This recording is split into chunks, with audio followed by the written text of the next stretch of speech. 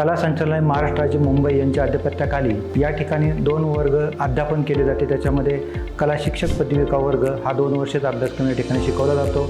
दुसरा जो अभ्यासक्रम आहे तो मूलभूत अभ्यासक्रम वर्ग हा 1 वर्षाचा अभ्यासक्रम आहे। मूलभूत अभ्यासक्रम वर्गाचे जे विद्यार्थी असतात त्यांना व्यावसायिक मार्गदर्शन केले जातं। ही मुलं उच्च कला शिक्षण शिकण्यासाठी शहरामध्ये जात असतात आणि जे मुलं कला शिक्षक पदविका अभ्यासक्रम पूर्ण करतात त्यांच्यासाठी कला शिक्षक म्हणून नोकरी माध्यमिक शाळेमध्ये लागू शकते।